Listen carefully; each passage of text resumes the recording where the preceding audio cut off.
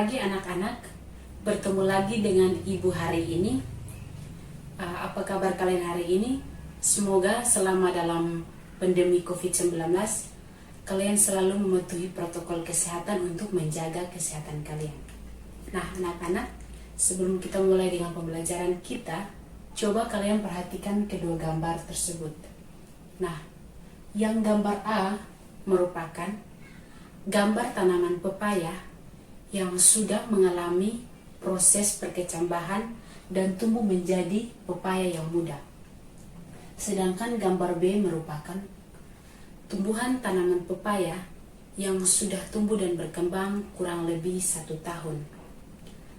Nah, tumbuhan tanaman pepaya ini sudah tumbuh menjadi tumbuhan tanaman pepaya yang besar, yang organ-organnya sudah mengalami pertumbuhan dan perkembangan dengan sempurna, bahkan sudah berbunga dan berbuah. Nah, dari kedua jenis tumbuhan tersebut, dalam proses pertumbuhan dan perkembangannya, tentu saja ada faktor-faktor yang mempengaruhi pertumbuhan dan perkembangan dari kedua jenis tumbuhan tersebut. Jadi materi kita hari ini tentang pengaruh faktor internal dan eksternal terhadap proses pertumbuhan dan perkembangan makhluk hidup. Nah, indikator pencapaian kompetensi yang akan kita capai hari ini yaitu menganalisis pengaruh faktor internal dan eksternal terhadap proses pertumbuhan dan perkembangan makhluk hidup. Sedangkan tujuan pencapaian yang akan dicapai oleh peserta didik yaitu dapat menjelaskan pengaruh faktor internal dan eksternal terhadap proses pertumbuhan dan perkembangan makhluk hidup. Nah, sebelumnya kita harus mengetahui apa itu pertumbuhan dan perkembangan. Nah, pertumbuhan sendiri merupakan proses bertambahnya jumlah, ukuran, atau volume sel suatu makhluk hidup. Sedangkan perkembangan merupakan proses menuju kedewasaan atau pematangan fungsi organ. Nah, dalam proses pertumbuhan dan perkembangan ada faktor-faktor yang mempengaruhi pertumbuhan dan perkembangan suatu tanaman. Nah, ada 2 jenis faktor yaitu faktor internal dan faktor eksternal. Yang pertama adalah faktor internal. Nah, faktor internal ini adalah faktor yang berasal dari dalam tumbuhan itu sendiri. Nah, faktor internal ini dibedakan atas 2, yaitu gen atau hereditas dan hormon.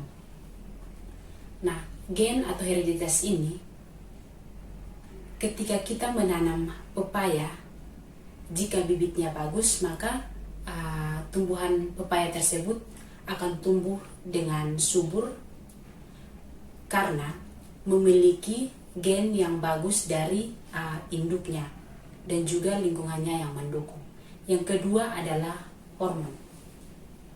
Hormon ini adalah senyawa organik alami pada konsentrasi rendah dan memberikan pengaruh besar terhadap berbagai proses fisiologi. Nah, hormon ini dibedakan atas beberapa macam, diantaranya adalah hormon auksin. Nah, hormon auksin ini berfungsi dalam merangsang pemanjangan batang. Yang kedua adalah hormon sitokinin.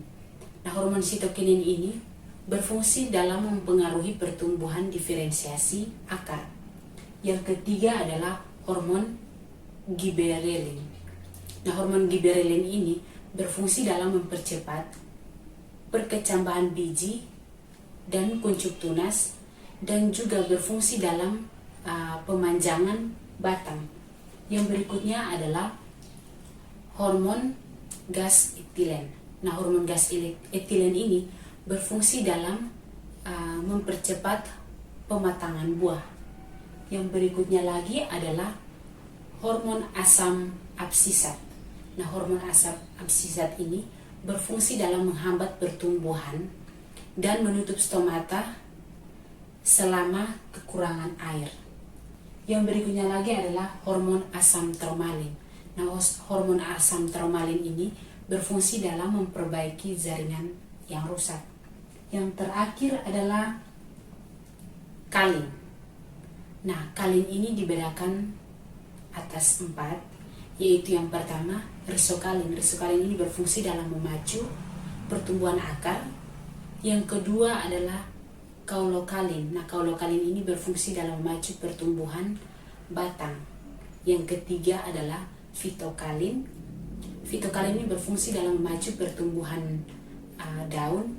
Dan yang terakhir adalah antokalin yang berfungsi dalam memacu pertumbuhan bunga. Nah, selain faktor internal ada juga faktor eksternal. Nah, faktor eksternal ini adalah faktor yang berasal dari luar tumbuhan itu sendiri. Nah, faktor eksternal ini dibedakan atas beberapa macam, yaitu yang pertama adalah nutrisi. Nah, nutrisi ini merupakan zat makanan yang diperlukan oleh tumbuhan untuk pertumbuhan sel.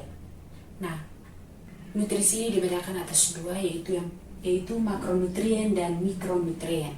Nah, makronutrien ini yaitu nutrisi yang dibutuhkan dalam jumlah yang banyak, sedangkan mikronutrien ini nutrisi yang dibutuhkan dalam jumlah yang sedikit.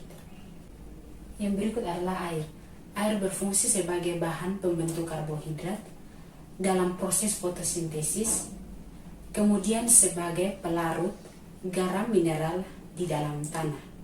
Yang berikutnya adalah cahaya. Nah, cahaya ini memiliki peranan penting dalam proses pertumbuhan dan perkembangan suatu tumbuhan, terutama dalam proses fotosintesis. Yang berikutnya lagi adalah suhu. Nah, suhu ini sangat berhubungan dengan enzim. Enzim akan kalian pelajari pada materi metabolisme.